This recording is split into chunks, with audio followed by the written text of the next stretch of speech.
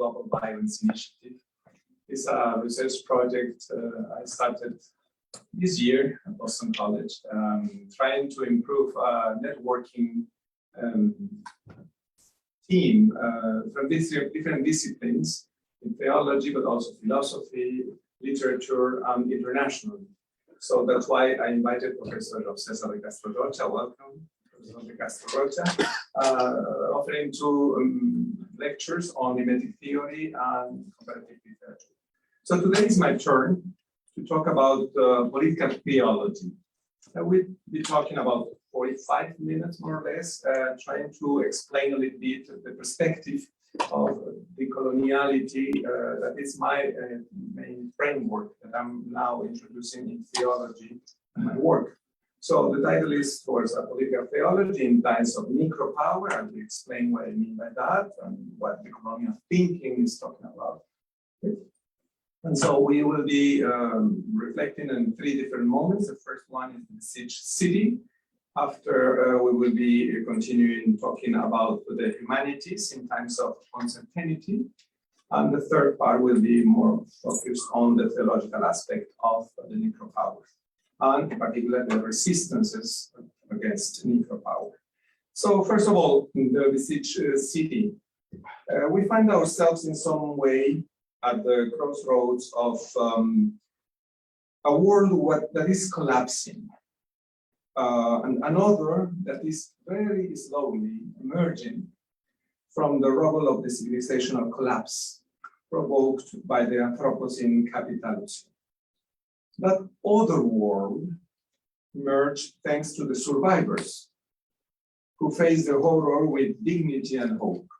And that's my main interlocutor, the survivors.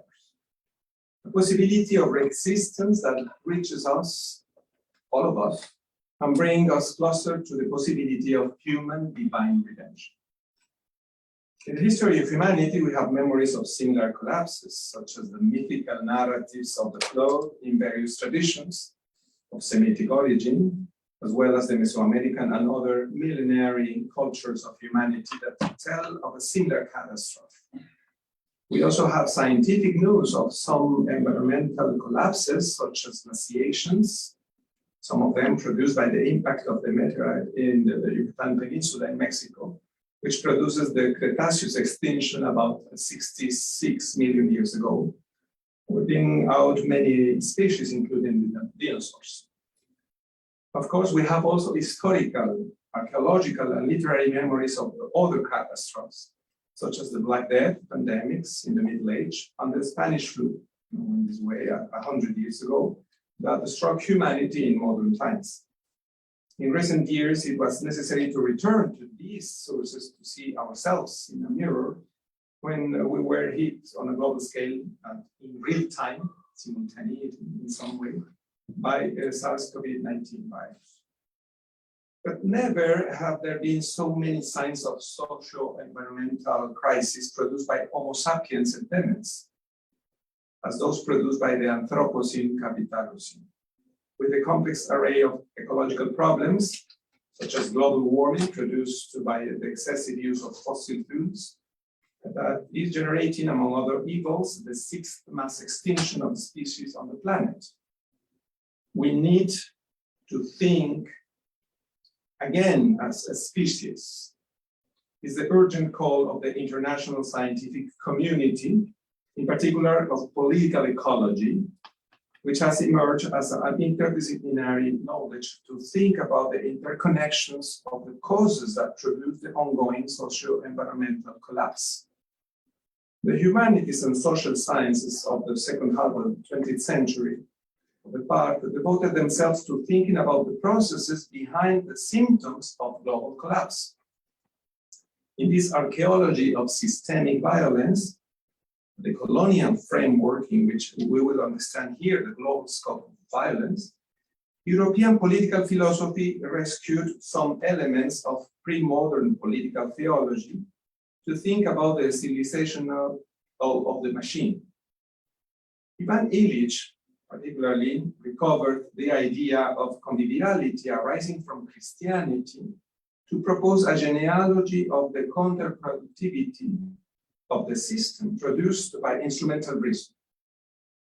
Following this route, Giorgio Agamben analyzed in recent years how, starting from the Industrial Revolution of the 19th century, accelerated by the digital revolution of the late 20th century, nuda vita, bare life, is produced today in the logic of Homo sacer.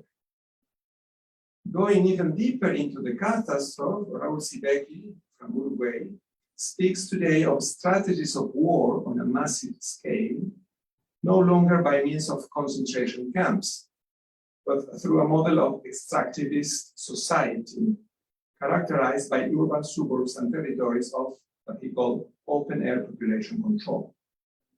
It's a device related to necropower. I will explain why and how it works. For its part, the anti-systemic thought generated in the epistemic South proposed since the end of the last century the so-called decolonial turn, to radicalize the analysis of the world system proposed by Emanuel Wallerstein, interconnecting capitalism with colonialism and patriarchy. Now, the hegemonic world is analyzed as a process of coloniality in three different spheres: coloniality of being, coloniality of power, and coloniality of knowledge, according to the categories proposed by Aníbal Quijano in Peru. In systemic violence has become necropower. It is described today as a process of garbage disposal of human and planetary life for the sake of the logic of enrichment by plundering, characteristic of that we call extractivist capitalism, the last phase of this kind of neoliberal society. This model of the modern welfare state in the form of biopower predominated in the global north, administering the interests of the market for basic goods and services as an expression of the sovereign power, is what we are trying to understand. In recent decades, to this flow of commodities and services has been added the trafficking of drugs, weapons, people, human organs, as part of the administration of life and death that characterizes the hegemonic world on a global scale. From this perspective, the colonial thought has proposed to analyze the asymmetries of power in the logic of the world system that governs the nation of the world with its patriarchal capitalist colonialism of sacrificial and idolatrous nature. Different elements playing out, right?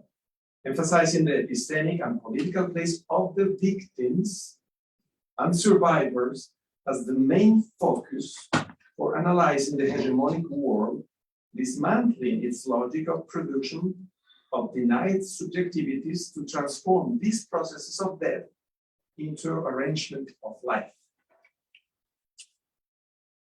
Following this anti-systemic route as one of the most advanced expressions of critical thinking that assumes that subjectivity is denied by instrumental rationality, the colonial thought connects with the theory of intersectionality and queer thinking to listen, analyze, and empower subjectivities and peoples through practices, narratives, and thinking that emerges from the dark side of democracies, pointed out by Achille Mbembe, as a resistance to the necropower.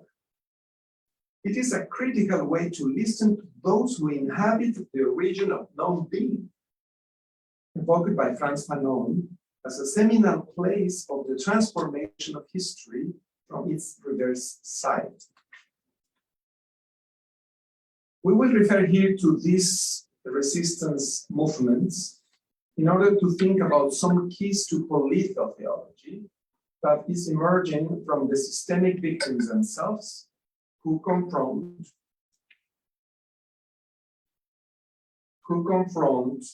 dismantle, and reinvent life that emerge from the systemic victims themselves, who confront, dismantle, and reinvent life in common, located in the interstitial space of systemic power. That has become, in our times, a real necropower because it produces death through the necro machine. That's another concept that is important, particularly in the philosophical work of Sayal Valencia, important scholar in Tijuana. The necro machine to administer life and death to the benefit of minorities that impose their kinds and ways of life throughout the planet.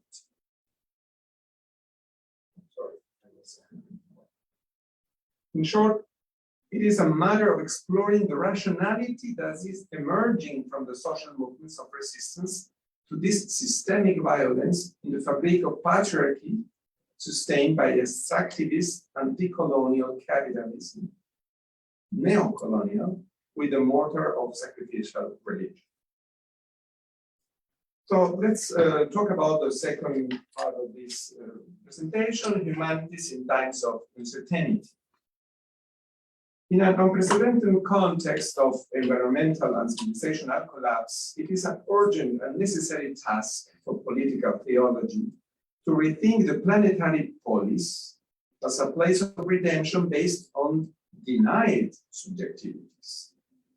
Inspired by the survivors of diverse violence, we will have to look for names, create concepts, and propose heuristic categories such as endriago, term that refers to a monster, half hydra, half dragon, that Sayal Valencia extracts from the late 15th century novel Amadís de Gaula, suggested by the Tijuana philosopher, as I mentioned. To think about this radical destruction of contemporary subjectivities and how it's produced by the narco machine. That's another element.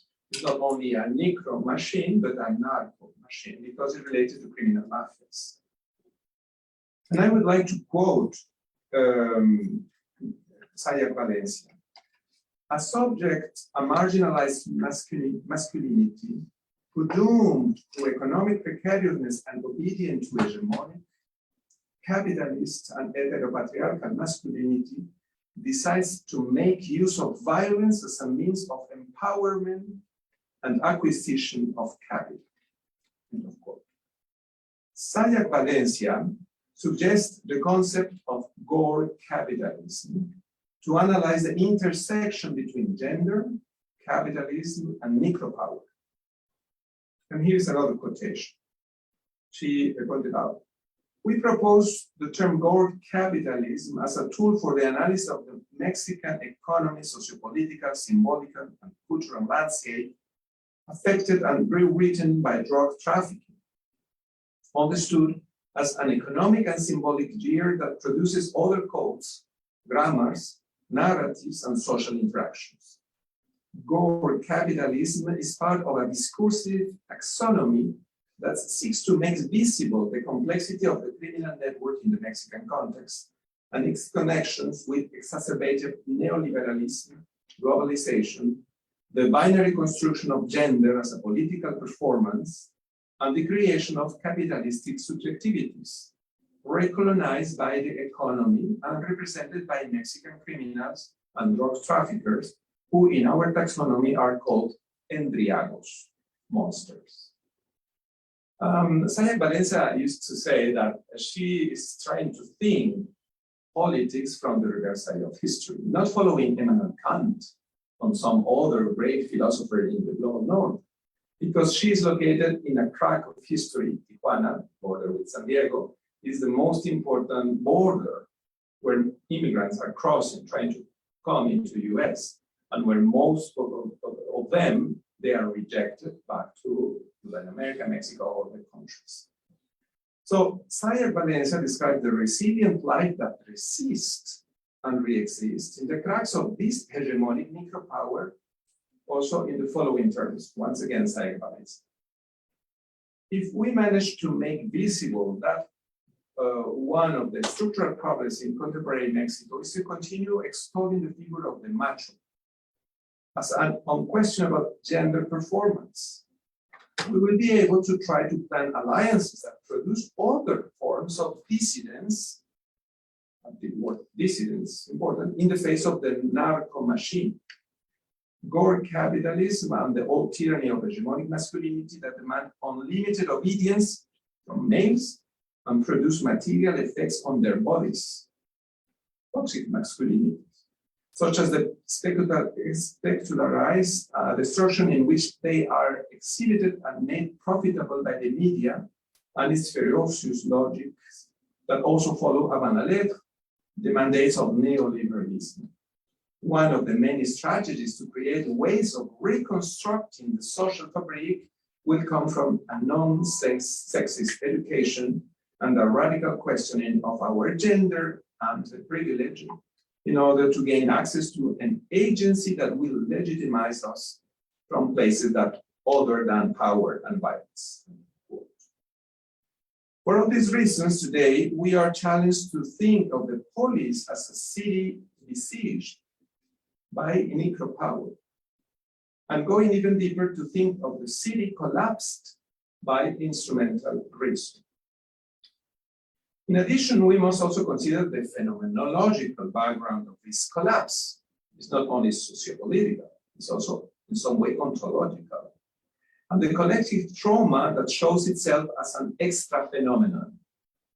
A stage of subjectivity taught by Emmanuel Falk in France to refer to the subjective and intersubjective trauma from the deconstructivist phenomenology as a paradox of sense. The French philosopher thus proposes to go beyond the saturation of meaning, analyzed by Jean-Luc Marion, who's lecturing next semester here at DC, by the way, in his eagerness to account for the effects on late modern subjectivity of the infinite senses derived from the implosion of Cartesian reason. Despite its phenomenological scope, it seems to us that this approach is not sufficient to account for the power of systemic victims, the potency coming from them. That is, for the imagination and the transforming historical force that emerge from those victims who transform their resilience into resistance, when from victims they become survivors and thus recover the anti-systemic political force that frees them from the power that kills and enables them to take care of life. Let's stop to think here, for example, of the mothers of disappeared persons in the world. This is an image from Mexico and Central America. Around the globe, this is a very important issue. I mean, their pain, rage, and desolation, not for finding the daughters and sons for days, months, and years, paradoxically discover together a strength that envelops them when they weave bonds of political affection among themselves. Because as they say, the mothers, they used to say, by searching we find each other. The paradox is that from that desolate search in jails, drug farms, prostitution houses, and clandestine graves, that leaves them breathless and indignation pregnant with hope emerges. That's a paradox that we need to think critically to talk about political theology, in my opinion. So therefore, here we propose to read such processes of resistance as an ethical and political and spiritual indignation that empowers survivors to re-exist in their bodies and territories, creating subjective, territorial, political, and spiritual autonomies. The term autonomy is absolutely important in the colonial thinking.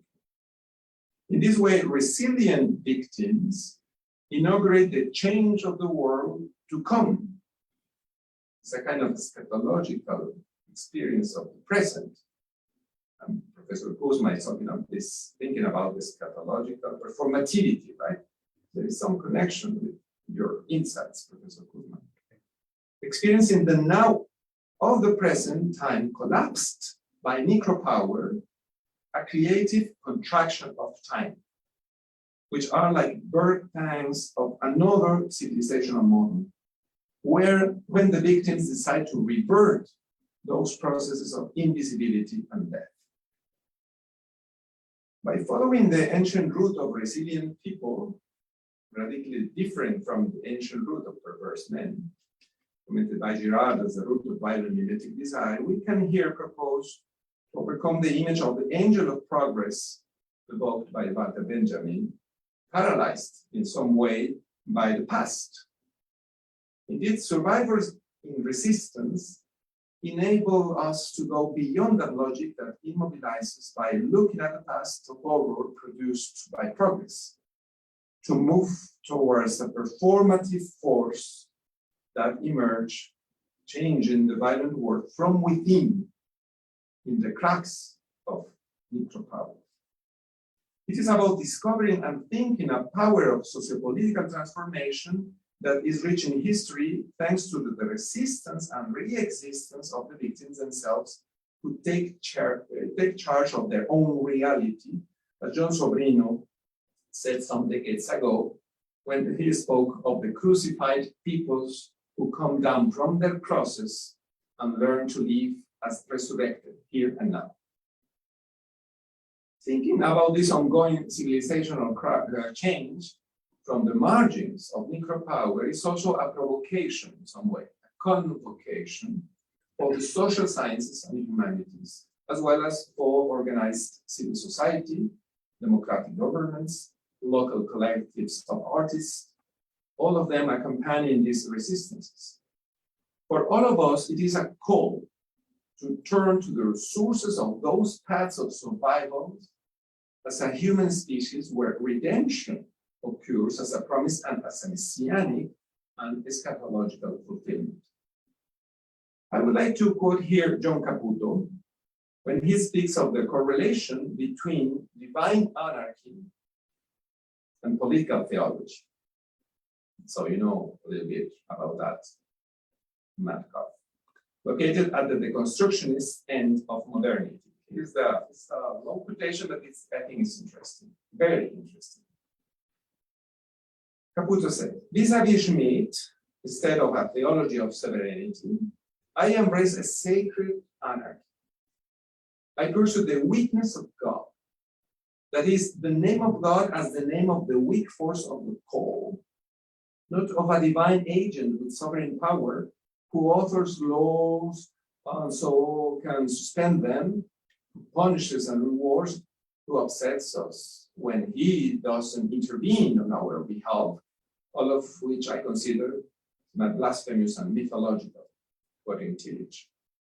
So Kidd is right, another author is commenting in his works, to speak of a nascent political theology, because my concrete political views can be felt on a theoretical level in my critique of the theological paradigm of sovereignty, of the divine omnipotence, of a strong theology, and of the politics of top-down political power that accompanies it, from God the Father all the way down to power politics of neoliberal capitalism, colonialism, sexism, and racism.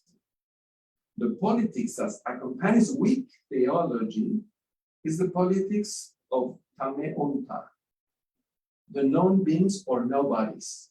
So there is a very interesting intersection among the colonial thinking and then John Caputo's works. And of radical democracy, which means to protect the weak against the strong. This requires a radical reversal of sovereignty politics to give priority to the people at the bottom. That is a biblical order of rank, an anarchical one, the madness of the kingdom of God, of the year of the Jubilee, which is political theology that Schmidt opposes. Talking about Carl Schmitt is very commented in Brazil, right? In that sense, since everything I have written about for the last 25 years has to do with weak theology and the weakness of God, everything I write is political in a nascent way. So then, by the way, I'm editing next issue of Concilium about the divine providence. But the title is The Divine Providence Beyond the Omnipotence Paradigm. And we are calling different theologians, philosophers, and political scientists to discuss about that, the impotency of God. Dietrich Bonhoeffer, of course, is one of the main references in the 20th century talking about the impotency of God. Well, Caputo's path of deconstruction leads to the limits of modernity, but he does not go beyond the limits of the hegemonic that it's announcing. nor does it listen to and problematize the world of the resistances. Connected to this diagnosis, decolonial political theology tries to go beyond, further, and thinking the bonds woven by surviving victims themselves as a starting point to understand redemption with its own grammar of messianic and theological insurrection. Such is the path of decolonial theological thought that will be described above. Decolonial political theology proposes some questions. What experiences, political practices, and rationalities emerge from those who inhabit what Frantz Fanon called the region of the non-being? They are not only victims, they possess some kind of wisdom.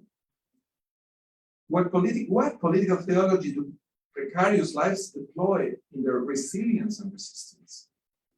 And therefore, what critique of war reason, to use the category proposed in this colloquium, in the first session, webinar with the Mexican philosopher Donovan Hernandez, what kind of critique of war reason is possible to articulate from the subjectivities denied by necropower as a principle of the political order?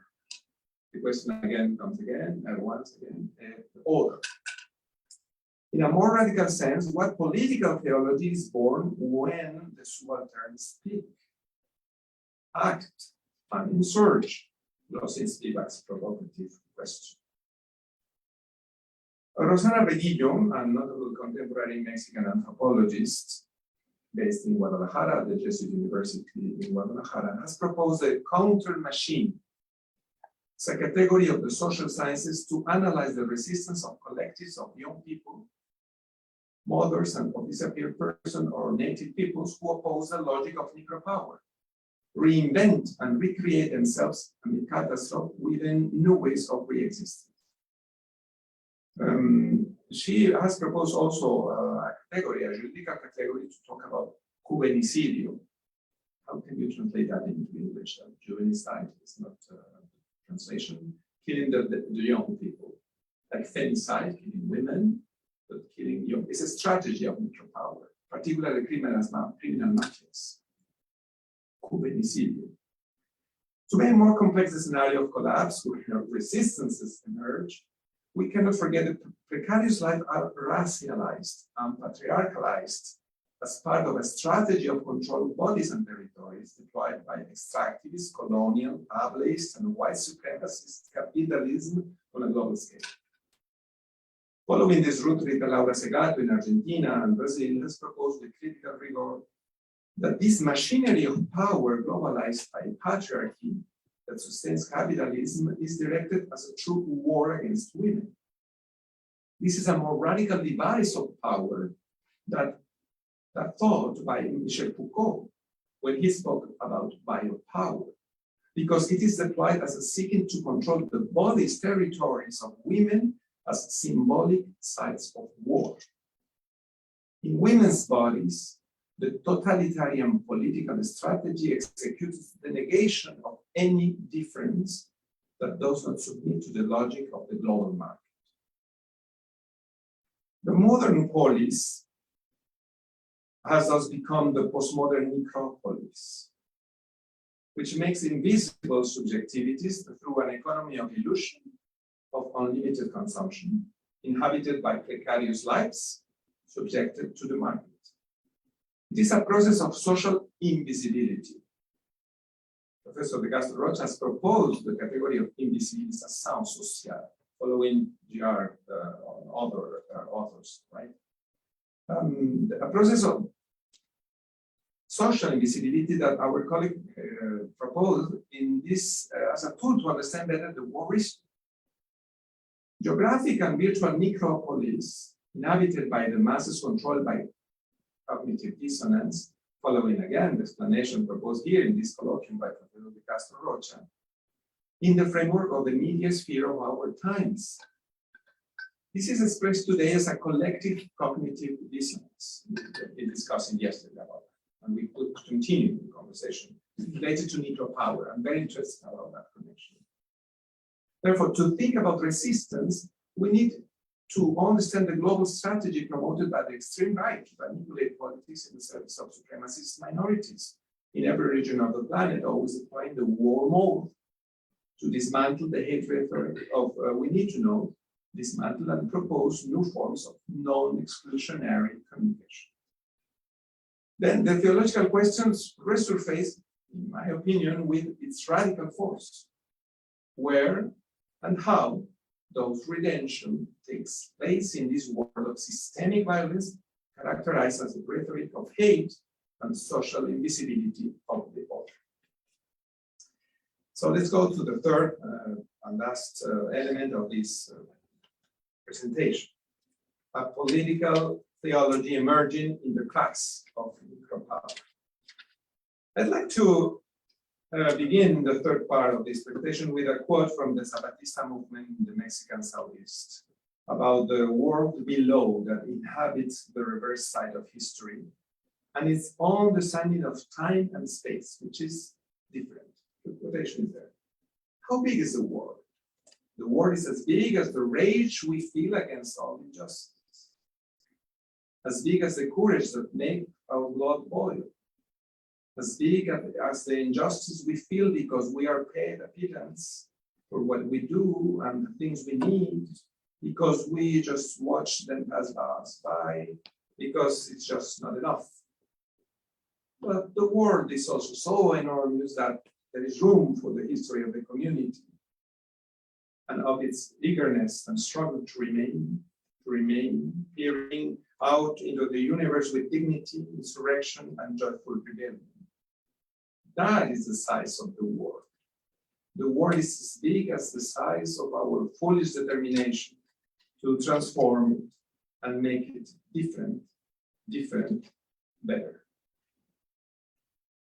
So theology as a believing rationality, that's my understanding of theology, and I know theologians here will be very incisive about their questions about that.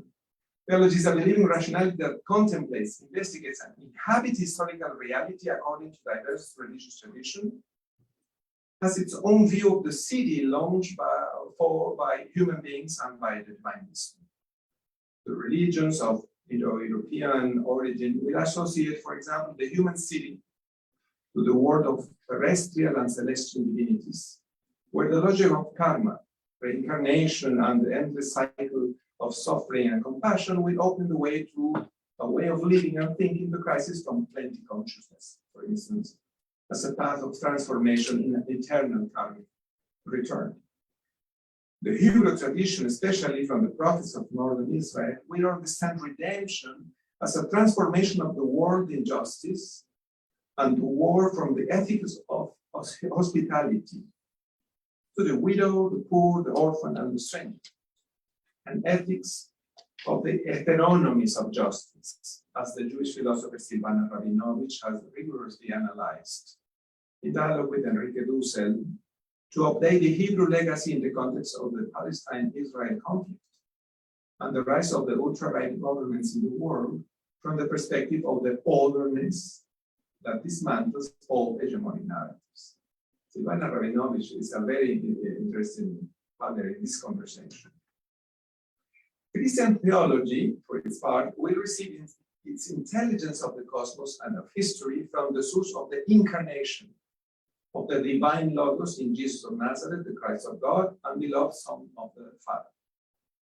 From this kenotic and theosis perspective arises a proper view of the polis as the eschatological announcement of the heavenly Jerusalem that descends upon the earth city as a human, creatural, and divine communion that descends adorned as a gift of God for humanity and for the entire cosmos. It is a political theology in constant messianic and hierological tension between the here and the there, the present and the future to come, the old world and the new world.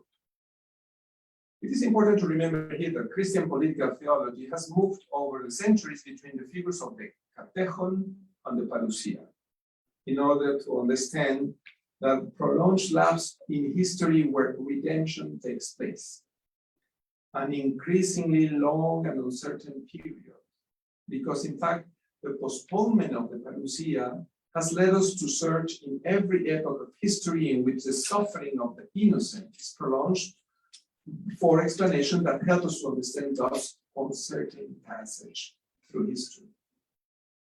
In the middle of 20th century, after the collapse of the Holocaust and totalitarianism of all kinds, Christian theology, initially in Germany and then in the West, had to become theodicy, and even more anthropology, to grow for the meaning of redemption in the rubble of the concentration camps in Europe and Asia, as well as in the gulags, in the secret prisons of national security in Latin America, Africa, and the entire planet. The apocalyptic narrative of the Synoptic Gospels already said so in its own way, in a different way. Let us remember just a few paragraphs of the Synoptic Discourse of Jesus announcing the coming tribulation that describes the apocalyptic tension that we are also facing today. Be careful, do not be deceived. Jesus warned them. Many will come who using my name will say, I am, and the time is near. Do not follow them. When you hear of wars and revolutions, do not be afraid. It is necessary for that to happen first, but the end will not come at once. Nation will race against nation and kingdom against kingdom. We continue. There will be great earthquakes, famines, and epidemics everywhere, frightful things and great signs from heaven. But before all this, they will lay their hands on you and persecute you. They will deliver you up to the synagogues and to the prisons, and for my name's sake, they will bring you before kings and governors. Then you will have the opportunity to testify before them. But know that there is no need to prepare a defense beforehand. For I myself will give you such eloquence and wisdom to answer that no adversary will be able to resist or contradict. How to read this apocalyptic discourse of Jesus in times of ongoing civilizational crisis? Its heart centered on his warning look on the world. The political theology of Christian matrix is called to go to the source of the hope of the eschatological announcement of the improvident providence, or unforeseen providence, as Emmanuel Falk calls it, without ignoring the drama of the present history that brings us closer to the collapse of the old world produced by necropower, the apocalyptic, to affirm there in the heart of this uncertainty the trust in the love that redeems, the eschatological, this love that redeems us, the survivors, or through the survivors. Following this subterranean river of apocalyptic hope, an expression that Joe Cesar de Castro proposed recently also in a colloquium with colleagues in China, in the heart of this planetary drama, the descolonial political theology is emerging from the victims and recognizing some glimpses of redemption, emerging from the people who are transforming their lives of social invisibility into visibilization. In my understanding, it would be an unforgivable mistake for the churches and the academy to make a political theology of public space without taking seriously and directly into account the crisis of civilization we are facing now, turning a deaf ear to the clamor of the world and the planet. But something even more serious happens with certain liberal political theologies when they ignore the clamor of the knowledge of the victims. And then they become accomplices of the systemic violence, patriarchal, colonial, or sacrificial violence that afflicts humanity and the planet, causing the implosion of Christianity as a horizon of life, meaning, and thought for a humanity mortally wounded, as somehow Jean-Luc Nancy already pointed out when speaking of the decline of Christianity as a process called declosion. After Auschwitz, European theology such as that of Metz and Peucker in Germany sought to lay the foundations of a political theology that would preserve the city as an icon of the eschatological communion that God offers to humanity and the whole creation. The model of the city that predominated in that theological narrative was that of modern Western democracy, governed by the social covenant of direct universal suffrage, human rights, and welfare state.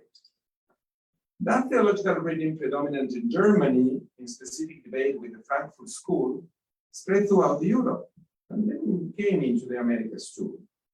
It assumed that the political act of delegating power to the rule of law represented a possible and ideal model of social coexistence for all citizens, without realizing that this model was built on the invisibilization of the majorities. That liberal political theology did not realize the perversion of that model, which implies the administration of life and death as analyzed by Michel Foucault through the lens of biopower. As I mentioned above, following this critical vein, Ivan Illich would analyze the political and economic power of modern society through the principle of counterproductivity that presides all instrumental reason. The power of the modern state is based not only on the delegation of political power from the citizens to the state, but is supported by sophisticated devices of power, namely the machine, the school, the prison, the hospital, and recently the media sphere to administer life and death. So the contradiction pointed out by Ivan Illich half a century ago lies in the fact that this delegation constitutes the perversion of the best, corruptio optima pessima. That is, the loss of the principle of conviviality that Christianity had as a radical experience of the human and the human divine in the face-to-face as a political ontology. That's why I think we need to go back in some way to Ivan Illich to rethink this political ontology of face-to-face. His critique of both the modern welfare state and the economy of counterproductivity, or even the professionalization in school and counterproductivity health system, because they are all expression of the war that produces death. And Ivan Illich used for the first time in modern thinking the word necropower. Counterproductivity produces machine of necropower. Following this vein of theological archaeology, Joshua Gamben deepened the philological and conceptual analysis of the devices of economic power that have replaced divine glory. In this way, he set in motion a theological critique of the structures and processes of modern government and administration that are producing now, on a global scale, homo sacer, nuda vita. In this context, we have been exploring over the years the necessary elements for a decolonial political theology that is relevant to think critically about redemption in times of necropower, always starting from the resistance of the systemic victims, because in effect, it is they, the victims, the survivors, who subvert the logic of the necro-narco machine through ways of life, resilience, and communal organization, with spiritualities of resistance and re-existence that we will describe as elements of messianic and kaiological insurrection. 5 more minutes.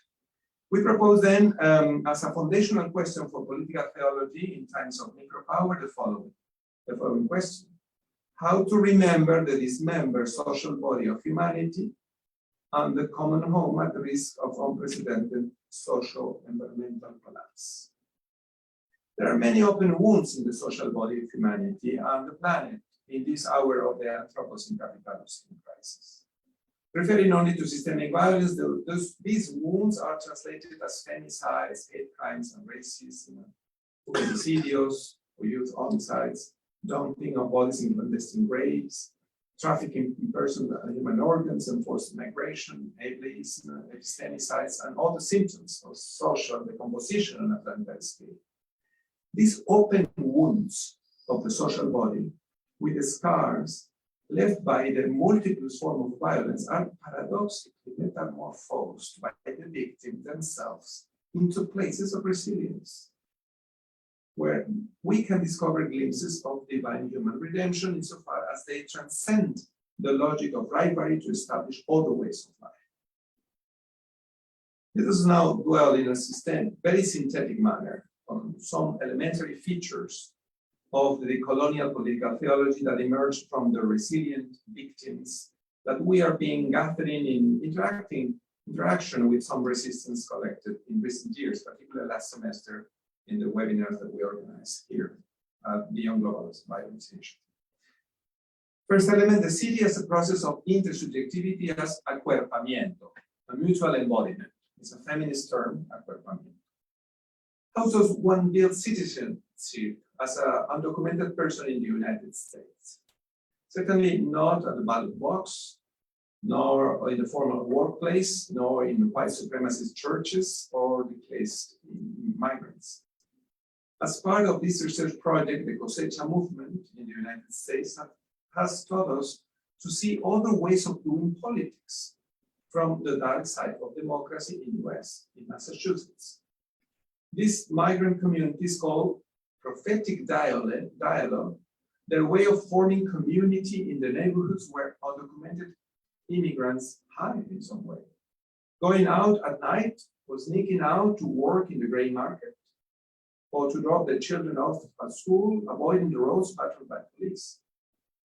They build their police while reading the Bible in community and cooking in their homes to share a taco, a burrito, a chimichanga, whatever, while their families talk about their daily reality in the style of the grassroots community based in Latin America and the Caribbean.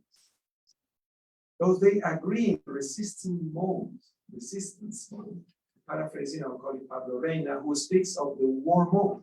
We need to transform the war mode into resistance mode, in which we find ourselves in the world. And so they grow in the formation of cultural identity and political vision of their human rights, accompanied by a prophetic biblical spirituality. When we conducted a virtual semillero, a seminar with some of their members last semester here at Boston College, they stressed the importance of finding strength and dignity in community to subvert the dialogue with civil society, churches, and government in the US. Moving from the logic of sanctuary, for decades, liberation theology in the US was supporting a kind of policy of sanctuary. Those communities say, no, we don't need to be protected in that way anymore. We have power by ourselves in some way. We need your support, yes, but it's up to us to organize our communities. So at the time, they were welcome to be protected from deportation, and these immigrants discovered that they shared war as an inestimable value, as a prophetic force that encouraged them to affirm their cultural identity and then allows them to weave alliances in a horizontality of relationship with others to fight for their human rights as immigrants. Without going into the details of the legal battle that they have led as a plan of political action in various states of the US, we wish to underline here the crack and the interstice in the political power that they have managed to open by these means. The resistance managed to eliminate this year the veto of the governor of Massachusetts to obtain driver's licenses in the state, and ratified by the recent state vote that will allow them to have access to the basic documentation as of January 23. This is just an example, but we can think about it, how the political emerged from margins. It's a different kind of politics, reconfiguring fundamental issues such as human rights, universal citizenship, and transnational political community, as well as other fields to be explored and constructed to strengthen relations between peoples in the hour of catastrophe. Another example, another element of the colonial political theology, the politics of the affects woven by systemic victims in resistance. The various women's movement at the beginning of the 21st century catapulted us to another way of thinking about the political from the violated and resisting bodies. From there arises another way of living together with its own modes of good governance and mutual care as a politics of affection in the pedagogy of love, according to the analysis of Rita Segato with black women prisoners in Brazil and other countries in the region. For her part, Aida Hernandez, a Mexican anthropologist accompanying women imprisoned in Sonora as collateral damage of the war against drug trafficking, she has documented how those women in prison reveal themselves as survivors through poetry and collective work, and this collective work being just a glimmer of the middle of night, a sprout that passes through a crack in the wall that has forced them to live in prison. In this sense, the colonial feminism, and I quote there, Margarita Millán, Silvia Marcos in Mexico, Gladys Sul in Guatemala, they promote other ways of living the political as a process of autonomy of bodies and territories, with an ontology of care that includes all vulnerable bodies, starting with the most vulnerable of all, Mother Earth. Hence, the political struggles of women in the colonial mode interweave the body-territory relationship with humanitarian and political struggles, but also epistemic and aesthetics ones, where a spirituality of resistance appears as a backdrop, as a form of messianic insurrection, through processes of justice, memory, truth, and reparation, through which the healing of the wounded social body passes. A third element, the redemption as a messianic anticipation of the world of gratuity that proceeds as a remembrance of the dismembered. The non-place inhabited by people disappeared by systemic violence in a country, 100,000 people in the last 18 years. Is a necropolitical space produced as a veritable war machine by the collusion between the opioid and arms markets, criminal mafias, and corrupt governments, has been revealed in recent decades as a crucial paradox for critical and decolonial thinking, including theology.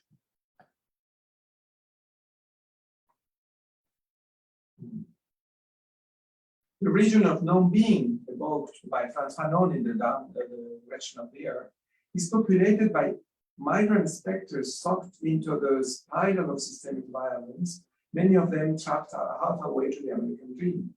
Others inhabited by the human remains of women whose sexual organs are amputated as trophies to climb the hierarchy of criminal mafias. Or the specters of young people subjected to forced labor on opioid farms or sexual exploitation in dens all over the planet.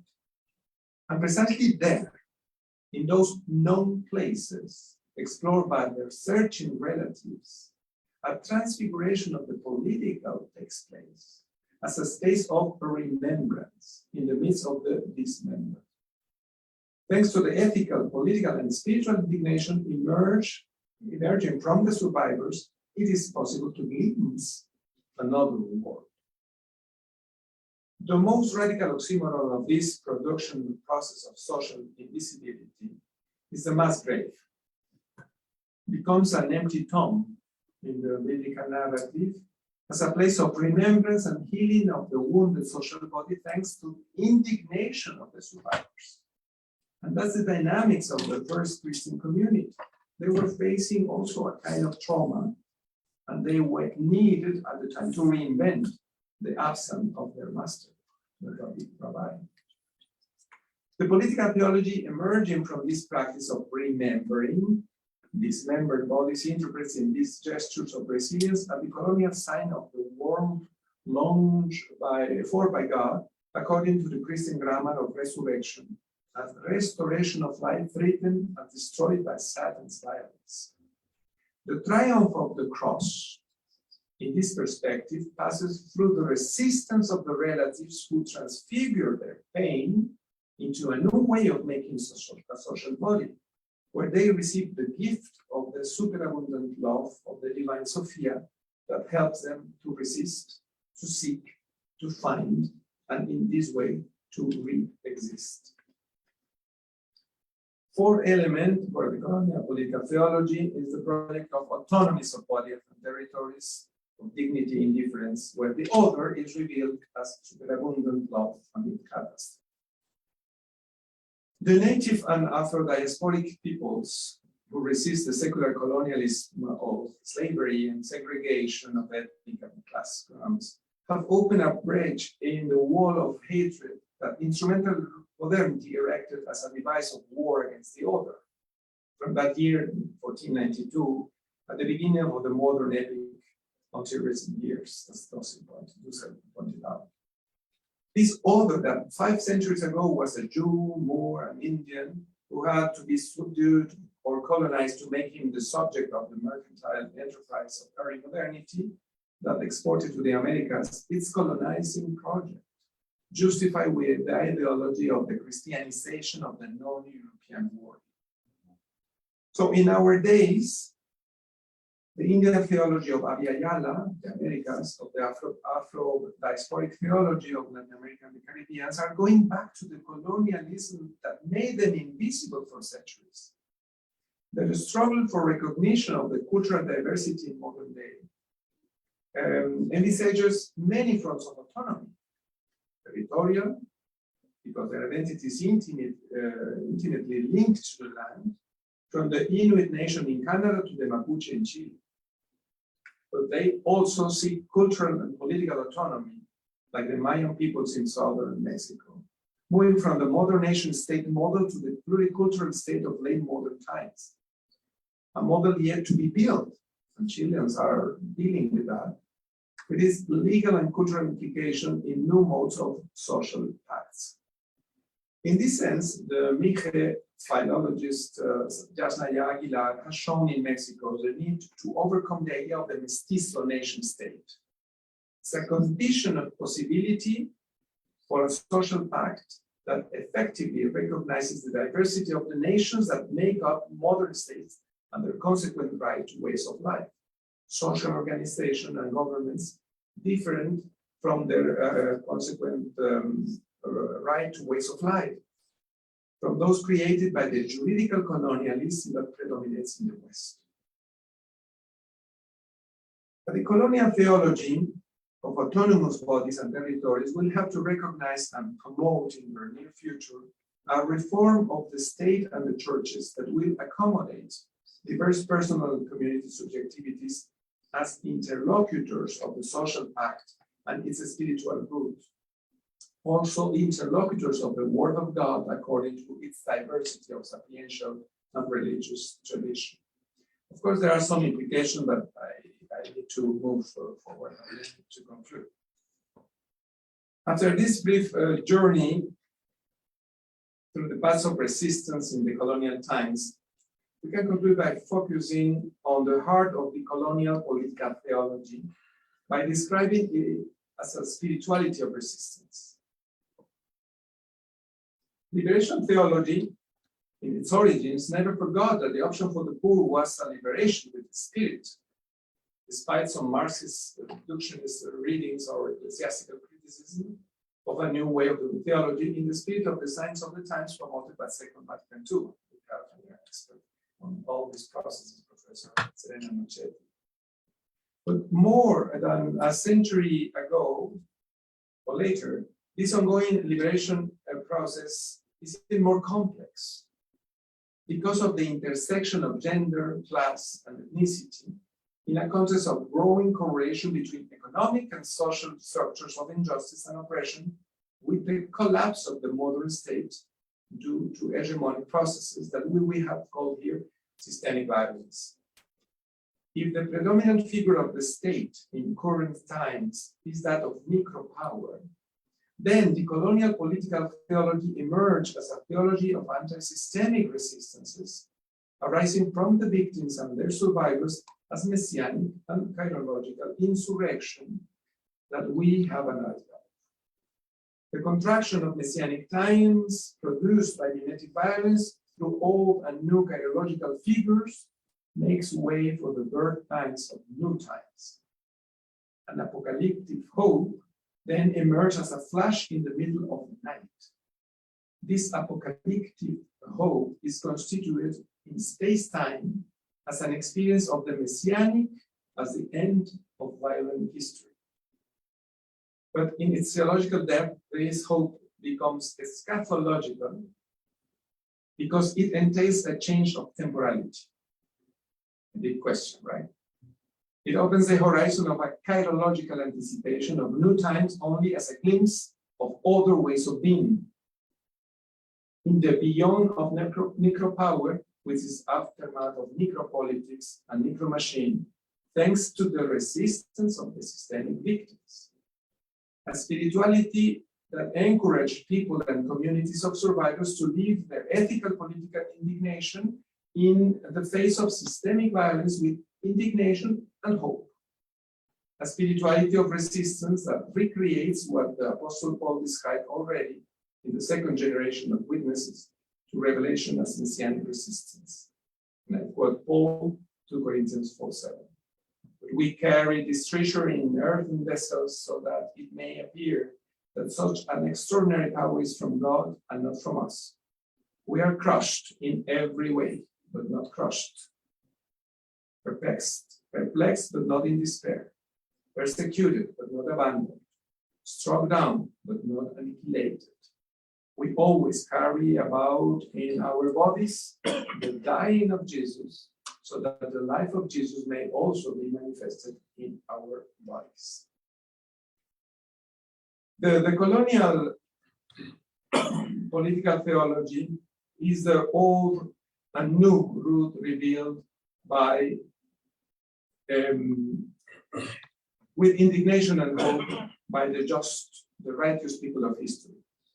It is also an invitation to deconstruct in every time and place systems of hegemony, with their narratives of hatred and production process of social invisibility, of bodies, subjectivities, controlling territories, to make way to the re-embodied body of the Messiah.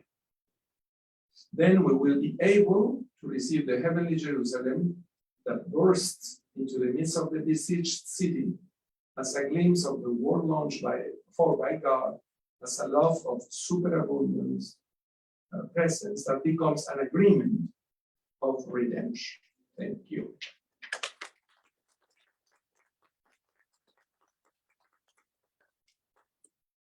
Sorry, it was 60 minutes. We can improve the conversation. I think it's the most important thing, right? So if you have some questions, comments, please go ahead.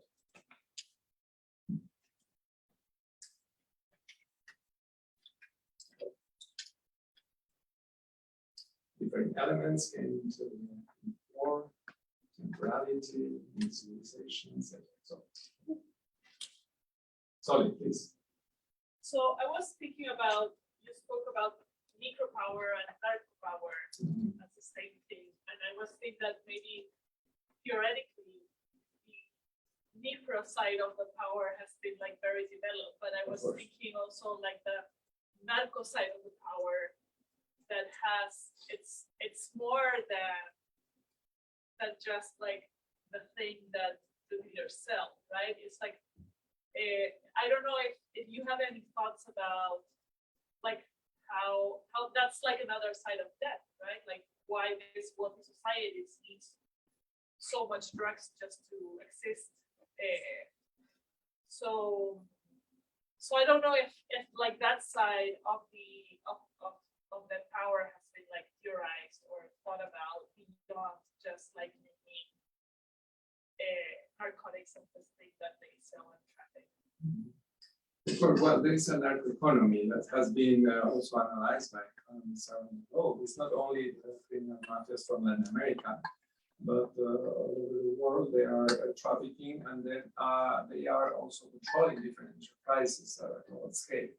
So what the narco power means is not only trafficking drugs, but is the market in some way controlling everything of different trends like different commodities. And the most important probably element that this kind of analytical processes they are revealing in some way is that the political institutions have been infiltrated, corrupted by this kind of machine. That's why the necro machine is at work, infiltrating in some way politicians, even churches, any kinds of institutions to preserve privileges of minorities. And that's why the question of a necro machine, or according to, for instance, Rosana Reguillo, who studied the young generation, killing of those people, is so important, because we need to interconnect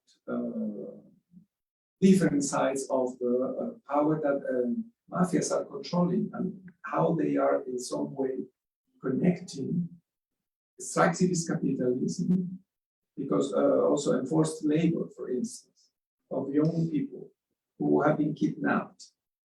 That's why they are disappearing now from their families and their relatives. They work for them in illegal farms where they are producing not only drugs, but other commodities, big technology. So that's a question of how we can deal with this kind of global necro machine, which is what Saya Valencia and Rosana Reguillo call necropower, following, of course, Achille Mbende's idea of how biopower turned into necropower.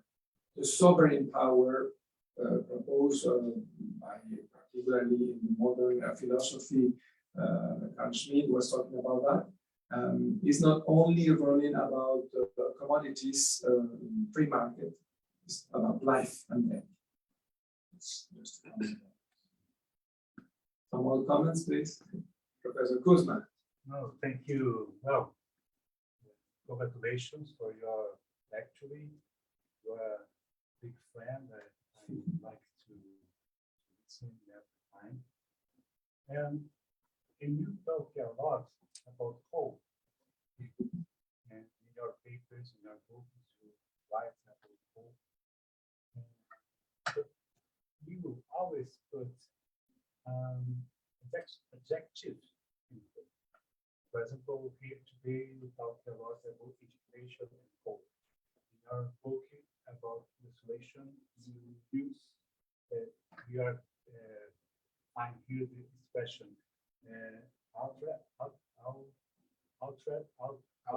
outrageous hope, indignation and hope.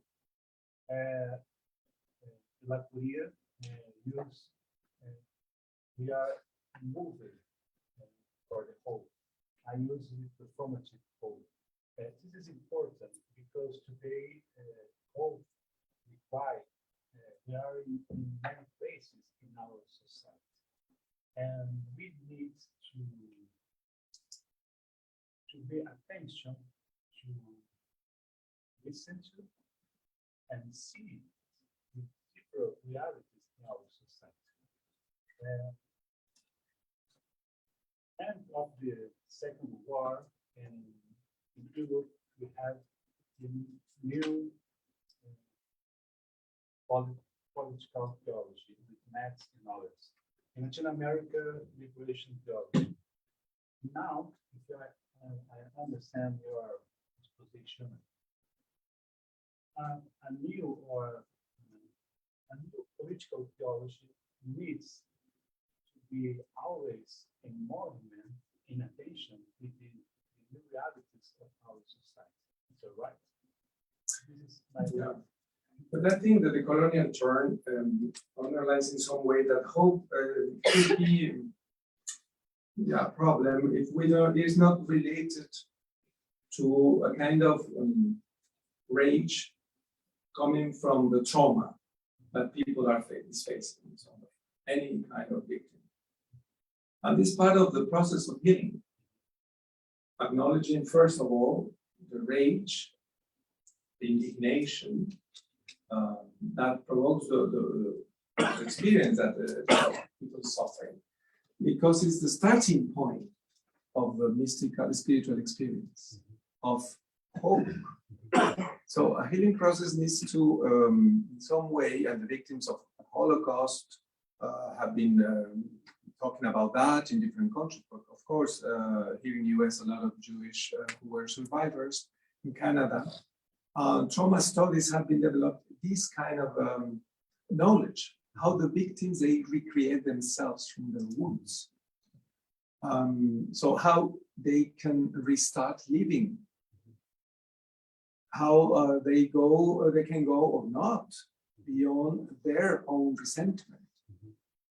And I think that's why it's so important in these terms to refer hope to this first ground, which is is something that is a wound, an open wound that any victim in some way is dealing with. Otherwise, hope could be just meta-historical reality, something outside space and time, something that could be probably something immobilizing people. And that's why the colonial thinking is another understanding also, and schools of thinking, they are trying to connect always hope to this kind of process of healing. To give some examples also, for instance, Christian communities in Northwest United States, particularly Lutherans, they try to engage a kind of process of hope in their communities related to native nations and African descendants who were exploited in some way by their ancestors, the Lutherans. So if they want to announce hope as a church in Portland, Oregon, for instance, they need to heal, first of all, memory. They need to touch the wounds as perpetrators, but also mainly the wounds of those who have been in some way destroyed.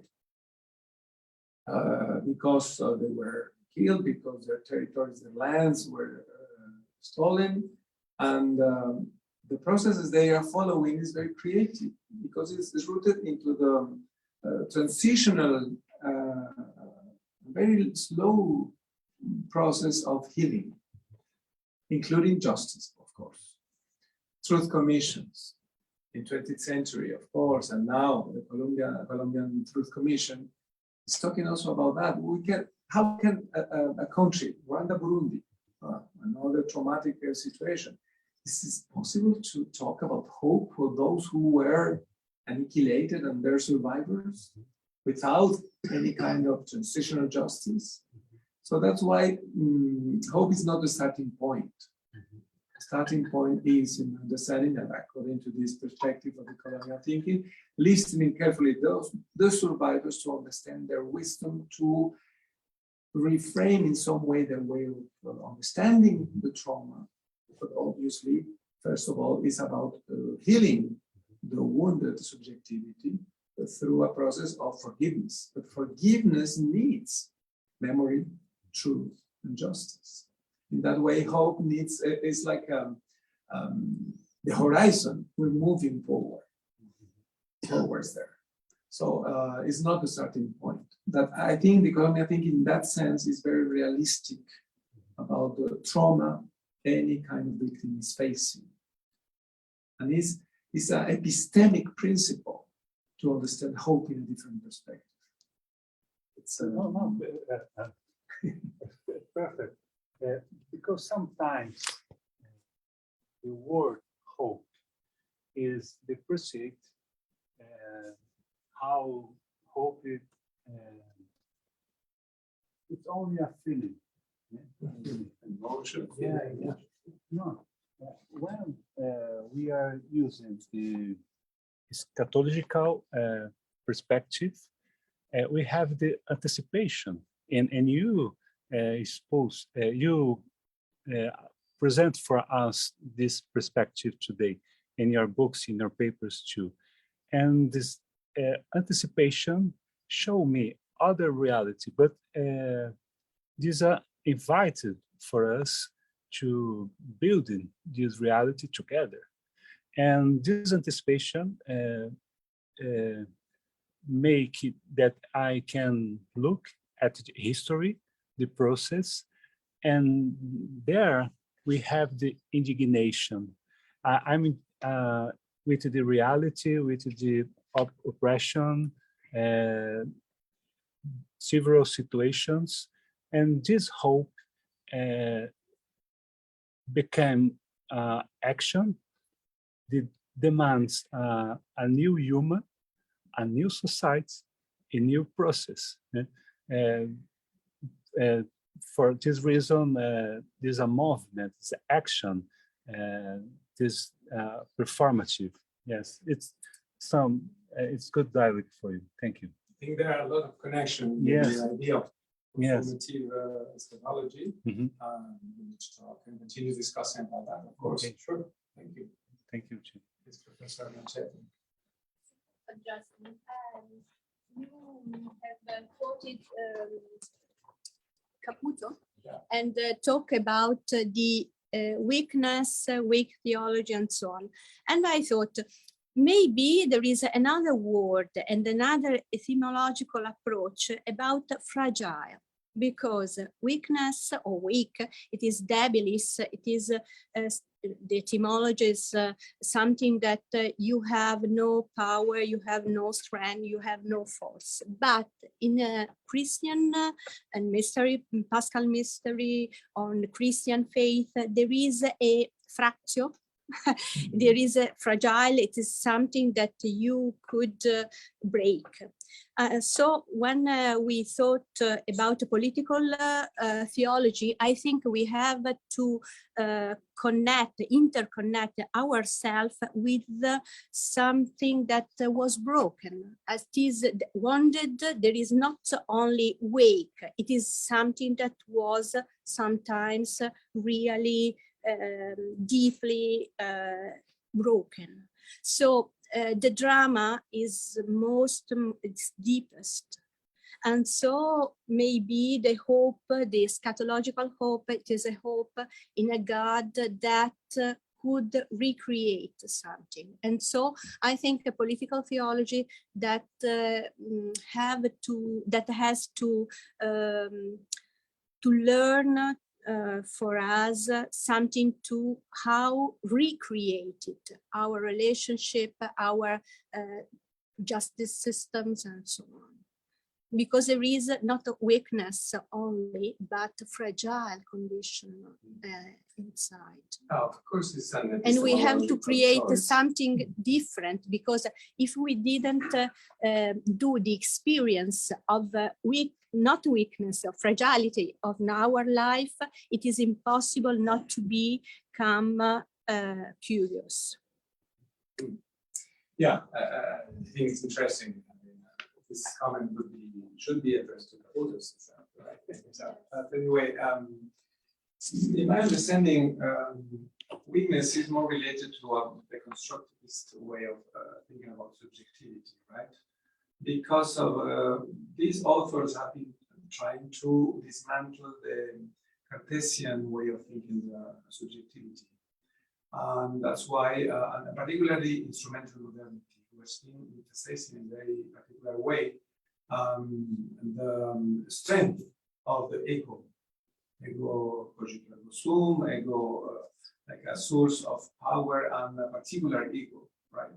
So that's why different authors, I'm thinking obviously about Gianni Battimo, he proposed, and other postmodern authors like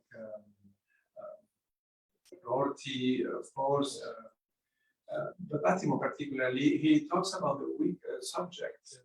I think he's right in the way that following a bit the post-Heideggerian way of thinking timing and experience of collapse, we need to rethink who we are. And so weakness is not only about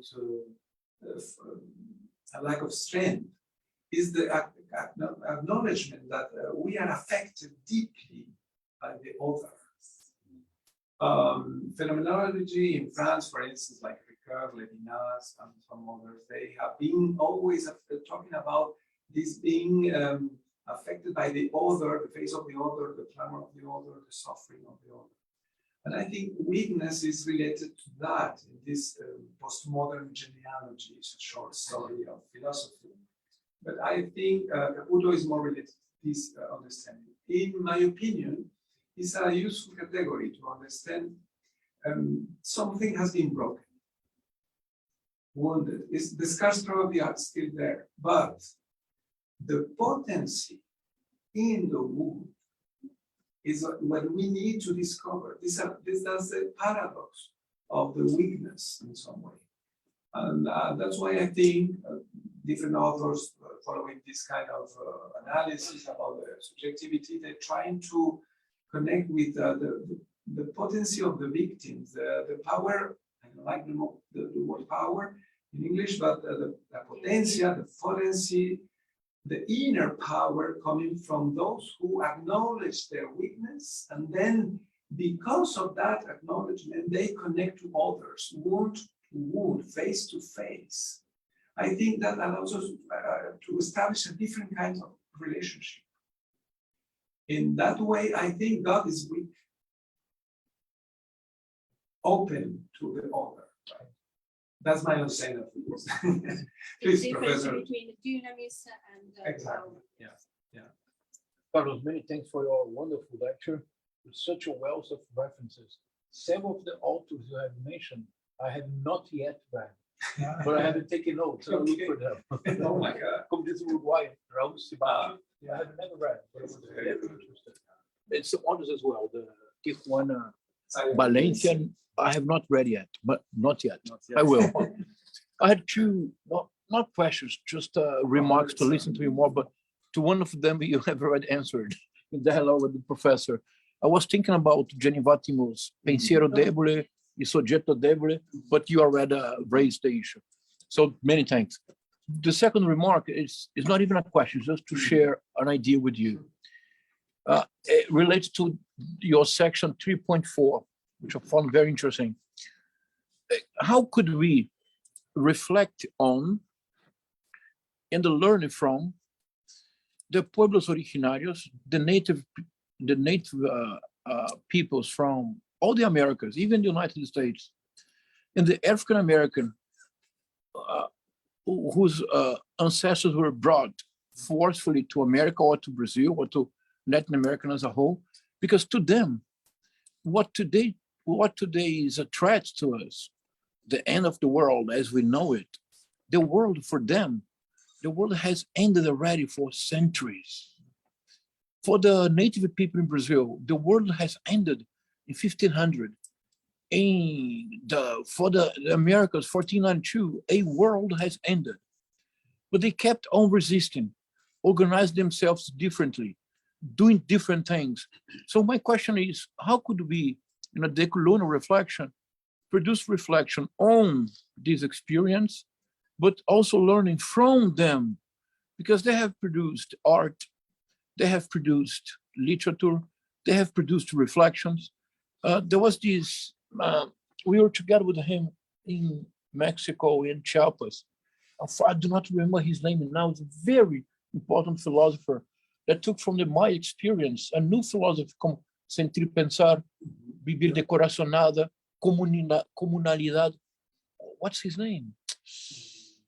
It's very close to Boaventura de Sousa Santos. He was with us in the Ibero-Americana. I don't remember now. So I think perhaps he would be a model, because he developed the whole philosophy in dialogue with the Mayan tradition concerning this world that has ended, because to them, the world has ended centuries ago. So I keep on asking myself, how can we reflect on, but also learn from them to develop perhaps a decolonial thinking and theology? Of course. Well, they're doing their own reflection by themselves. So we as scholars and people more located in Western institutions and Western narratives, I think we need to listen carefully about those communities and authors and wisdom that they are creating. For instance, in Theologia India, there is a theology, indigenous theology, particularly in Latin America, in many important places like in Bolivia, in Guatemala, and Mexico, for instance. They try to go back to their ancestors in different ways. Well, many of them were annihilated, and there live apocalypse, as you said in the beginning of your first lecture. So apocalypse has already happened for those communities particularly, but they try to restore in some way in some memory through different aspects. For instance, rituals, spirituality, and that kind of communal ways of living, governance, spirituality.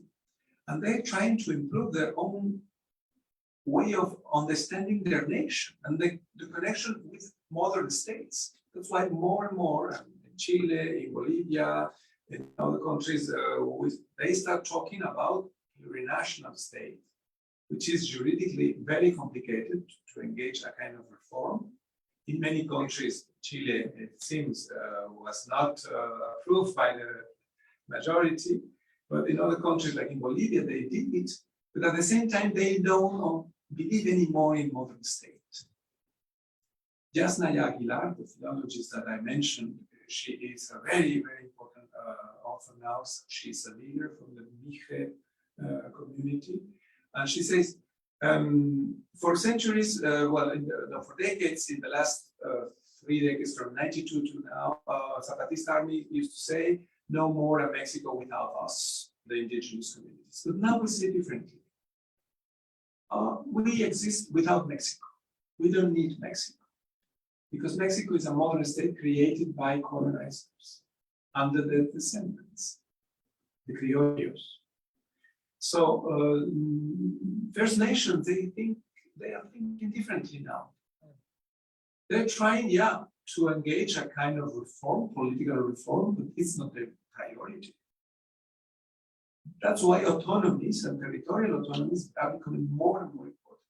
But the Zapatistas. Yeah, but the Caracoles, but also it's not only about territory, it's also about knowledge, health, education system, etc. So I think the First Nations, they're challenging modern idea of state, social pact, in a new way, new perspective, producing, creating, related to their ancestors, sacred books, for instance, their spirituality, more related to earth, new expression of religion. In Africa, it's happening something similar. Well, in many countries in Africa, and even in Latin America, indigenous movements, they want to be separated from Christianity. They don't want to be identified to Christianity anymore, because Christianity is so intimately related to colonialism. And they used to say in Theologia India, we have our sacred books. The Bible is one of them. We have ours too.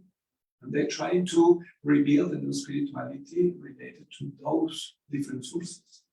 So the plurality of the sources is important. Another point is for those kind of authors, poets and historians, they are trying to, in some way promote their languages and knowledge of the right to speak their language in public schools, to learn their languages in public schools, as well as their spirituality. So I think, we need to listen carefully about their way of thinking, also politics and doing politics. What is the name of the Mije leader? Yasnaya Aguilar.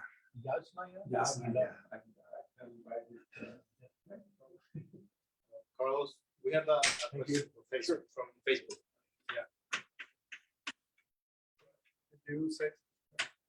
So, thank you. Jonathan Marin asks, you have mentioned that the systemic violence stemming from the colonial heritage in the midst of an unjust global economic system must change and transform politics and the churches. Can you imagine how this ecclesiology could be incarnated? Starting from the idea of the persistence of the victims and their memory, how can the Catholic Church, in particular, take steps forward to this horizon? That's a question for Professor Nuccetti. She is an ecclesiologist and historian too. So well, my opinion is a very humble opinion. But in my opinion, the reform of the church needs to be addressed, I would say, in a different way. Because it's not about institutions or hierarchical relationships among priests and lay people, etc. So it's about life created by the communities themselves. The Amazonian Synod is one example.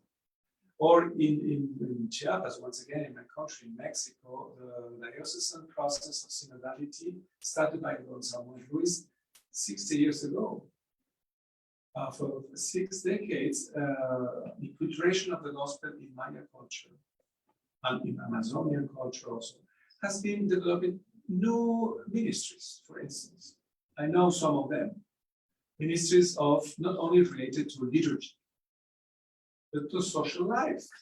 In Chiapas, for instance, in Bachajon, the Jesuit mission in Chiapas, the Jesuits and the catechists and the different ministries, they have been developing ministries about, for instance, ecology, or education and the protection of women, or reconciliation process, according to their own understanding of forgiveness, which is a more communal. So what happened is that, well, in that kind of process, I can talk more about Chiapas process, is that when the propositions came into the Vatican to accept, for instance, new ministries and even in some way re-engage the married deacon, it was not allowed. They were not allowed to do that. Even in Amazonian Synod, they were proposing plenty of initiatives, inculturating their way of living, their way of understanding life, sexuality, ministries, the role of women, etc. But when the initiative came to offer a level of decision, nothing happened. Very few things, not nothing. So, in my opinion, what we need to improve in some ways a different process of reform. We as scholars, as people in communities, as artists, all of us who would like to acknowledge that we belong to the church, probably not anybody, but not everybody. But what I think is important is just to understand that the reform needs to come from below. That's the colonial argument, not from the top. Even from the margins, the peripheries. And that will be a deeper process of transformation. That's my opinion.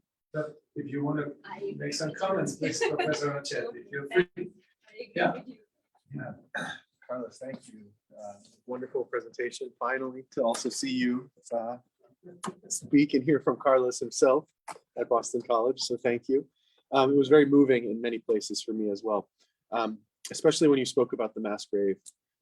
But I want to go back to the use of Caputo that we had talked a little bit earlier, and perhaps connect Caputo and the mass grave, because when you spoke about both, my first thought turned to the mystical tradition in Christianity, specifically the notion of presence and absence as central to that sort of discourse in theology, trying to find a way to articulate presence, when God's presence, when we feel God's absence, or trying to recognize the way in which during God's presence that our language still fails and cannot encapsulate the fullness.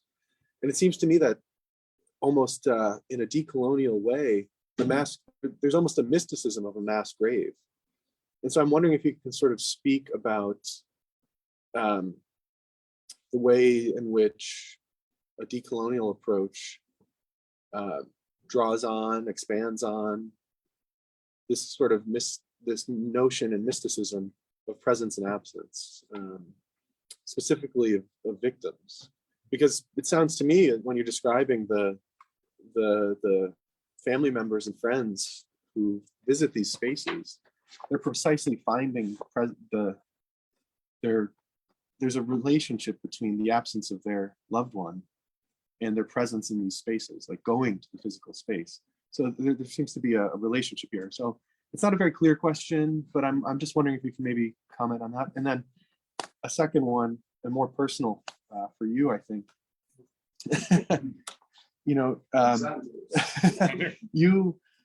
You've done this initiative here at Boston College in the United States, and you're speaking of a decolonial, a descolonial sort of theology, and you prioritize the voice of victims, rightly so. And you're in a country in which Well, I think you know what I'm saying.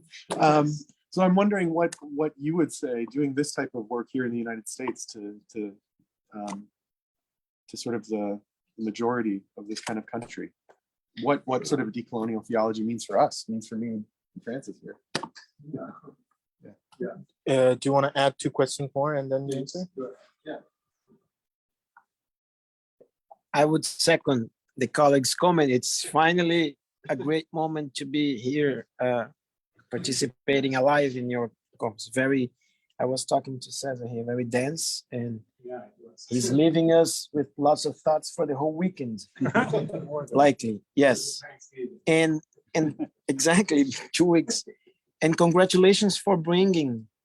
I always dreamed of someone doing that, and you're the first one doing that that I know, bringing world system analysis to theology.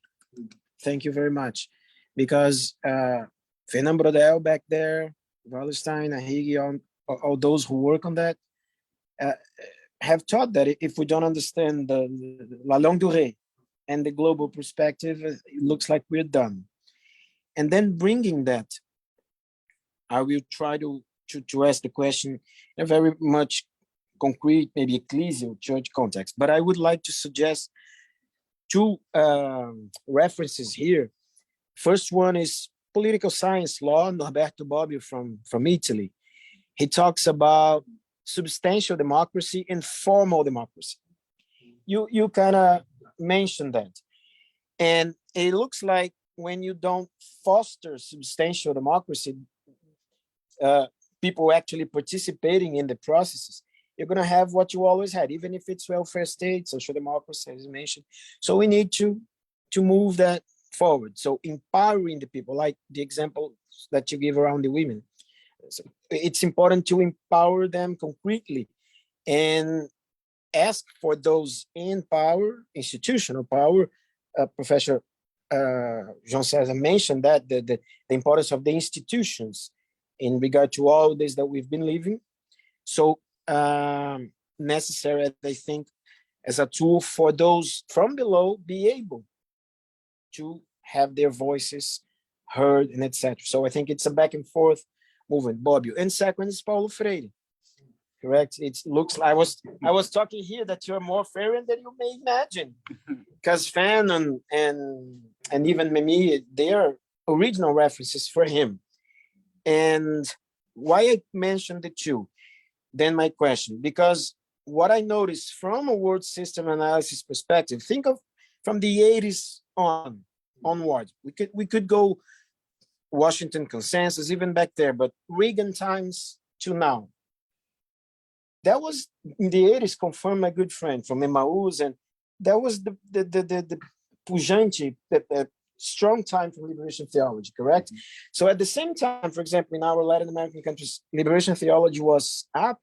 These guys were starting to, first of all, and Professor Castro also brought that, Rockefeller, Santa Fe, etc., to put that down institutionally and for money itself, and also the flourishing of the new Pentecostal movements that also play a role on that too. So the counter forces are there. For example, inequality, that's my own research in terms of this connection between theology and education. It has grown absurdly since the 80s. Absurdly. It's like this, like the, we say, it's a geometric progression, not correct? So exponential. We are talking about people coming from but what is going on actually out there is the opposite. It looks like from the macro perspective. So thinking about Bobbio, participative democracy, Freire, because pedagogy is necessary. How can we teach people to resist, to move forward? Decolonization so much necessary in this context of the system.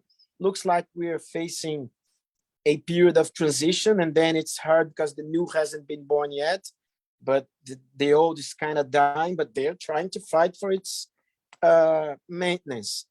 So what can we do? That's the question. Let's think of a concrete church level in our parishes, and even in greater levels of the church, dioceses, or even as theologians in academia, to help those who are, to be with them, by the way, but those who are in this context of from below, to create this kind of movement, or to foster, let's say, this kind of, in a way that it's effective. I'm thinking of effectiveness. Maybe I'm too anxious. It's part of my personality. Exactly.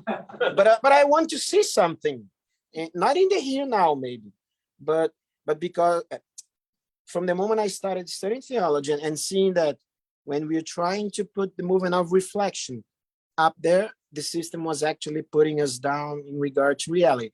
And then the joke, and then sorry for again the big context and question, but the joke that we have in Brazil, when we thought of what is the joke?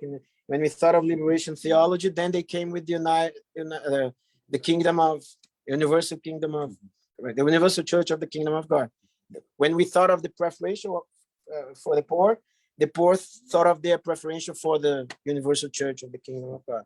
So how to help in this context of evangelization or even theological reflection to try to make all this effective, because it's a necessity, it's a need. I think we need to stop helping. Yeah, maybe my because that's a problem.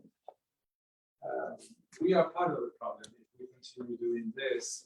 I mean, as scholars or leaders, or religious leaders, because we are located in a top level. In some way, we are trying to help the other. But no, people are resisting, have been resisting for centuries, long ago. And we need to learn from them. And I think that's the decolonial terms about that. It's a new epistemic location, which represents, related to your question, what are you doing here at DC, talking about that, interconnecting different worlds in Asia, Africa, and Latin America. That's my dream, that indeed, through this platform, I can serve in some way, connecting others, but listening and learning from the others. I'm trying to connect with people here. That's why I mentioned the Movimiento Cosecha. And you know the story that we did about that. We were working together, trying to reach them.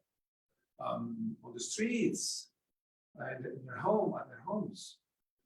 How are they surviving, those who are undocumented immigrants here in the US? For me, that's the most clear expression of those who are living in the zone of non-being here. So there are other expressions, of course, people who are facing different kinds of racism or homophobia or whatever. I've been trying to connect here in this context. Or ableism, it's a new thing for me. I'm learning with Maddie and some other classmates, viewers here and for a program. I think we can find epistemic South everywhere, even in the global north. And then we need to move, putting into service our skills, our expertise, in order to reinforce what they are doing by themselves. And that represents in some way a kind of conversion. In my last 10 years, probably you are pushing me a little bit into a confession. Thank you. I've been confronted in some way to different kinds of conversion. Mimetic theory is one of them, and decolonial thinking too. Because mimetic theory is a call to acknowledge that we are part of the problem in some way. We are involved in different kinds of mimetic desire. Many times as victims, but sometimes as perpetrators too. And so how culture is part of, we are part of this process, and then we need to be aware about, first moment is a little bit challenging because we feel in some way like accused, but going deeper in mimetic theory, we can be free in some way to understand the path to go beyond that kind of rivalry, right? So that's the first element of the conversion. And decolonial, I think, is the second one. For 2 decades, I've been working, close to liberation theology, its communities, indigenous communities, and Chiapas, etc., and so on, Oaxaca. In Mexico City, close to its communities, but also close to people who were suffering from HIV, etc., AIDS, because they were also producing a kind of civilization, the people in the city, right? And in the church, particularly. So what I'm trying to learn from the colonial term is this second conversion, which is we need to stop trying to be the leaders of knowledge and creative thinking, because we are step back in some way. Boaventura Sousa Santos, he loves to say that we are not the avant-garde of thinking, but a rear guard. And then learning from them. Of course, we have expertise in different fields as historians or scholars in different fields, but which is most important is to listen carefully those who are surviving abuse crisis, sexual abuse crisis in the church. It's another important source of wisdom, of course, of suffering and trauma. But what in the colonial terms we should, in some way, understand is that, first of all, those people are experts in their own humanity. And we need to learn from them and their struggle, their way of dealing with. And then, second step, thinking about that critically, connecting issues, and that's my understanding of what I'm doing here. So, what else? Of course, thank you, Klaus, for the recommendation about the Freire. I need to go back probably to my reading some years ago. Of course, there's a kind of the participant democracy. I think what the communities are doing, a particular example of the mass graves, how the families, they became in some way experts as forensics because of love. And they have a particular insight about reality. For instance, one of the model ones were starting a brigada, which was 200 different collectives of families around the country. They gathered together once a year to search in a particular place in life or in death their children. And one of the mothers, in the beginning of the ecumenical service that we organized there, she said, "Our children, they are calling us to find them." In a very peaceful way, but she was also enraged in some way. She was crying, she was praying at the same time. But the insight about the death calling the living is very powerful. That deconstructs everything, because we are always talking in a chronological way, that kind of temporality, right? But now it's like a crack, right? And so why are they calling? Because we're feeling in some way that they must be in somewhere, alive or dead, and we need to find them to search for justice, memory, truth. And when they found remain in some mass graves, the first thing they do, especially the mothers and the elders, women of 60, 70 years old, searching for the children in mass graves in the middle of nowhere, erasing bones, naming, calling them, and in some way baptizing them, because they are naming, creating new names. They create an altar in the mass grave. Of course, the forensics professionals are there, and they're trying to. But the women, they are leading in some way a transformative collaboration, and then the connection that the mothers, particularly, they create among themselves is the politics of affection. That is not only about emotions in some ways, also because together they can search for justice, for memory, and then to give back the remains to a family through ADN. They accomplish mission in some way. Of course, they are denouncing the corruption of the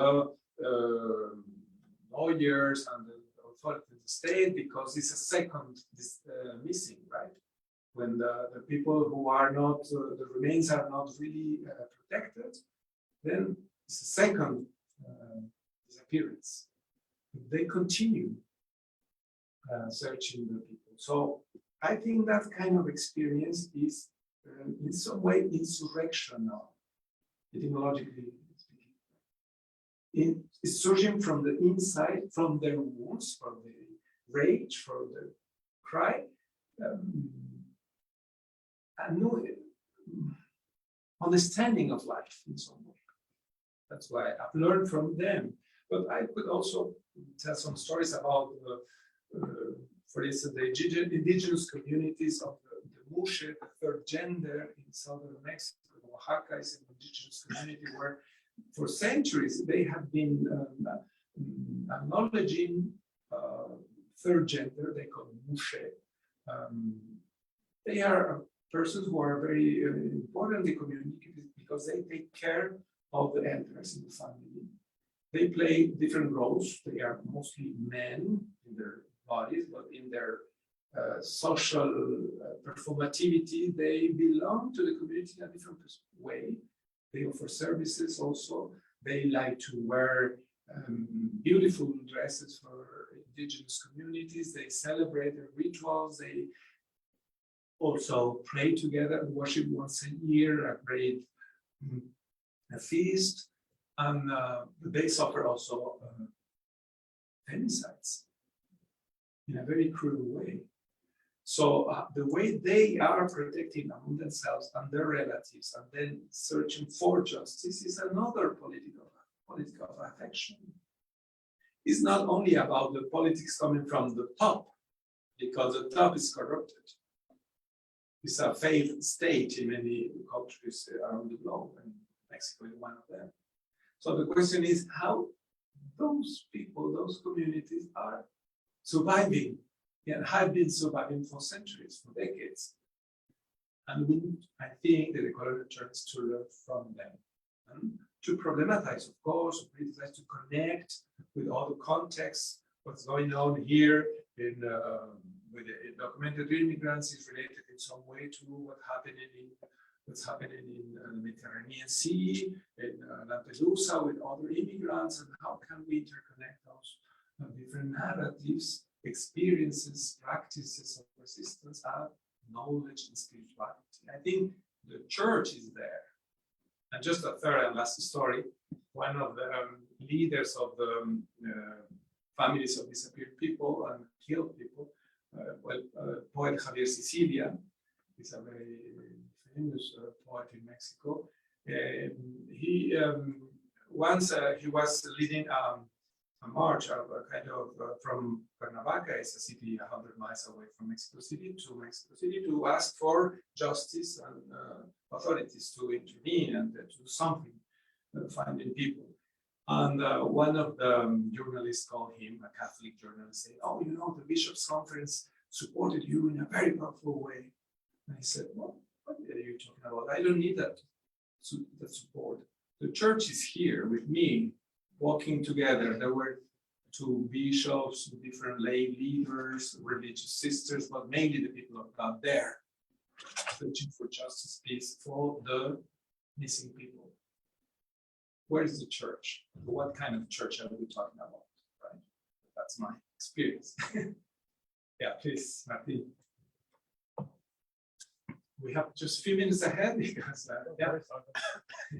The two of you, please. No generation. Well, thank you very much for the talk, Dr. Mendoza, as always. Phenomenal. I was interested in the initial premise about the Anthropocene and the Catholic and the inevitable collapse of these systems. I foresee these collapses to be rather violent, and I wonder if you could talk about if and when resistances become violent, what role the decolonial theologians can play in this kind of in this listening phase, and how when the world collapses and a new world is born, how can we avoid the resurgence of violent institutions or violent kind of, let's say, revenge in kind of these, so what role does violence Using play? the eternal cycle of violence. Yes. Connecting it to yesterday. Mimetic theory. Please. So I'm still processing the whole speech. I don't think I understood all of it. And I have one reaction and one question. So first the question. And I think I have two reactions. I'm gonna go for the reactions first. It brought to my mind two things that I experienced as myself during the social revolt in Chile. The first one is, it was a particular experience that it's been related in other places too, when people gather together resisting. I remember talking to my friends that come no close near to theology or anything like it, and they described that the experience of the people gathering together in the street, resisting the violence, especially the first days before we started answering with more violence, was something that would never experienced before. And force came out of that. Right? Meaning, sense. We just came, we keep coming back without knowing specifically why, just because there was other people that was gonna come back to. But then the people from the Movimiento contra la Tortura, Sebastián Acevedo, taught me a way to relate with that same feeling that I would never been able to learn myself. It's a movement that was born out of people resisting the tyranny of Pinochet in Chile. And that was born out of people with detenidos desaparecidos, missing family, missing persons. And they had a power out of forgiveness. They just were nonviolence in person. The thing is, and I guess this is my theological question as never being approached to the decolonial thinking before or anything, or even different images of God, even though I probably don't follow many of them. I'm used to a God with agency.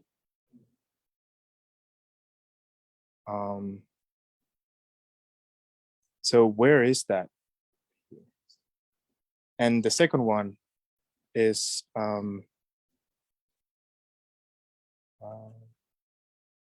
it seems like this is a new or different kind of approach to tradition in theology.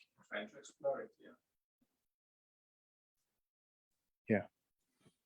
yeah, well, we have just one thing to add, so just some comments about the apophatic theology that probably is raising this kind of part of the conversation, because talking about the fragility, the weakness of God in Caputo's language, or Dr.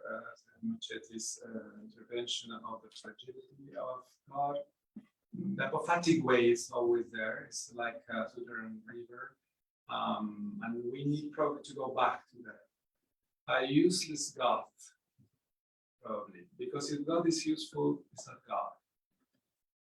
And Meister Eckhart, my brother, the Dominican order, some centuries ago, he used to say that. So, because of idolatry, it's always a temptation. Creating images of God's agency and omnipotent God and so on. And even the church institution or hierarchical mediations. But if we are just focusing that, we are losing the core of the gospel, which is the given life of the other. And that's the mystery of God's love. I think that's why theology matters. Even if we are not all of us confessional, probably, but theology is more than confessional. narrative about the church. It's a narrative about the superabundant love of God. Right? So thank you for coming here, and we will continue the conversation and following activities. Right, next year, this academic year, you will be receiving some invitations. Thank you again, Professor De Castro Rocha, for joining us from Rio de Janeiro, Boston. Great talk. Thank you. Thank you. Bye bye.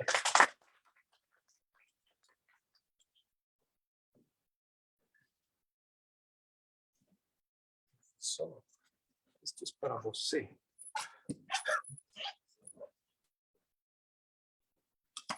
This is thank you. Yeah, very kind.